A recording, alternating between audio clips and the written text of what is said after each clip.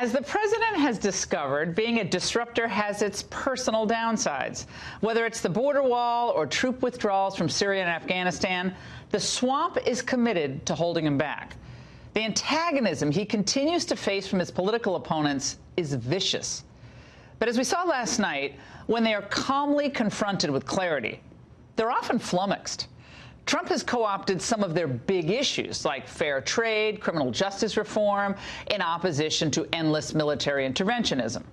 Now, last night, Trump, though, tried to find some common cause.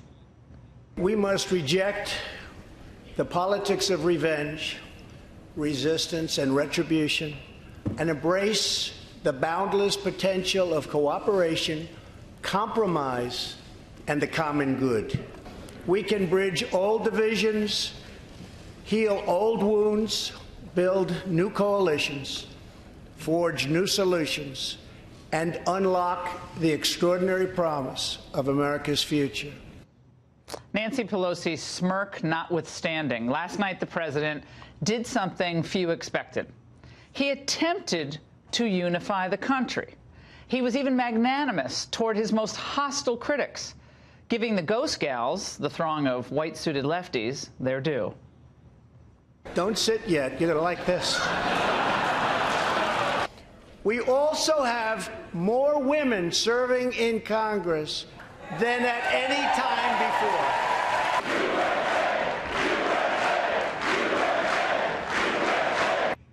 The president accomplished something there that his enemies may have missed there. Now, while they were clearly chanting USA as a celebration of themselves, Trump got them to take up the refrain usually reserved for, his rallies.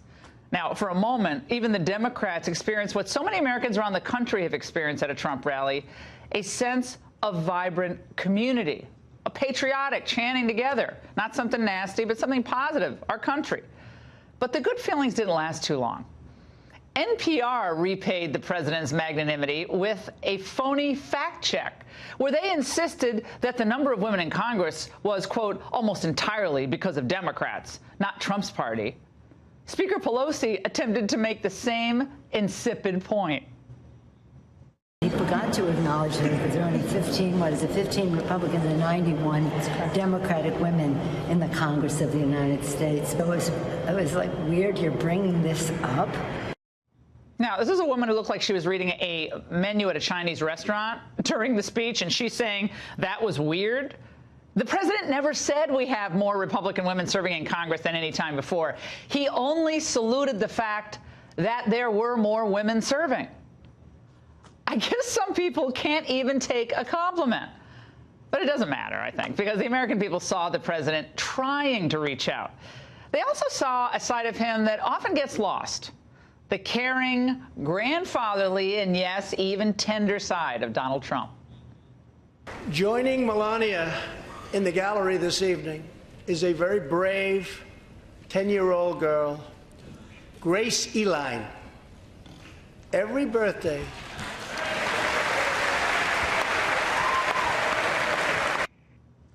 he saluted our World War II veterans, Holocaust survivors, and Buzz Aldrin.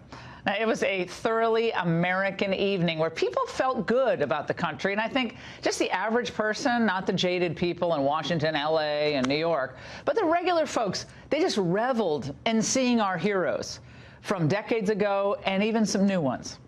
Once or twice, the president even managed to get both sides of the aisle to rise in support of a legislative agenda and an item that some people laughed at a year ago, including Paul Ryan, paid family leave.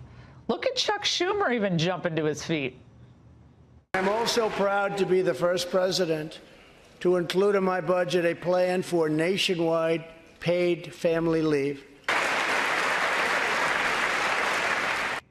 Now, when it was over, I think the left was kind of grasping for something, anything. Please help them.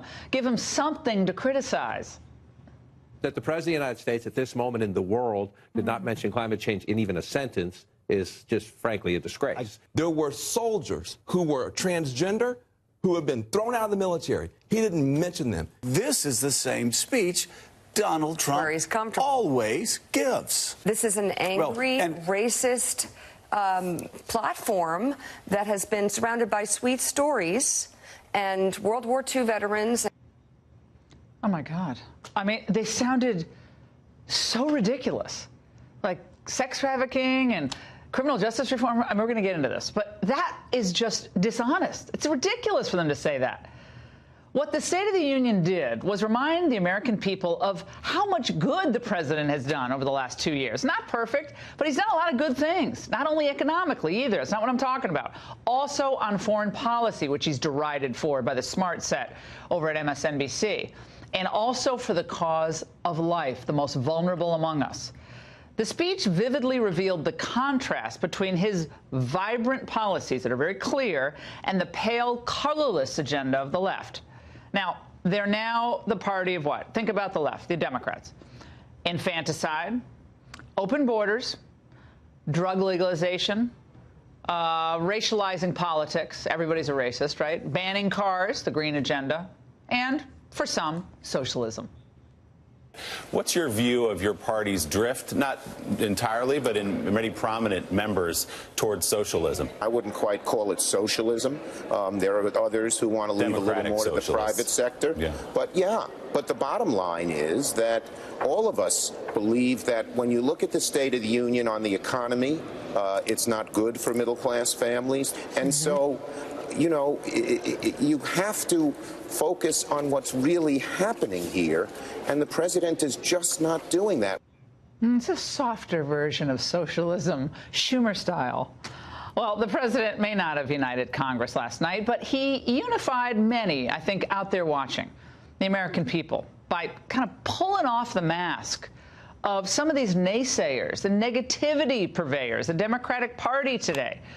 During that speech. And it was kind of long. People were saying it was too long, but I got a text from people saying they wanted it to go on longer. They loved the stories and they loved the hope in that speech. And I think many saw, perhaps for the first time, the reality of what the left represents and how opposed they are to the common sense, good policies that Trump has brought to Washington. The petulance and the nastiness that Democrats displayed last night, I think, is going to be remembered well into 2020. So will Donald Trump's confident kindness. But don't worry. The Dems were hard at work trying to repair their reputations today.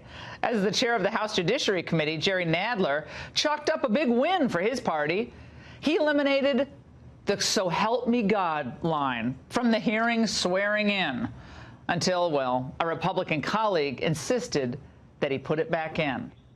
Heck of a job, Jerry. You go knock yourself out. You're just trying to eat away at the fabric of America.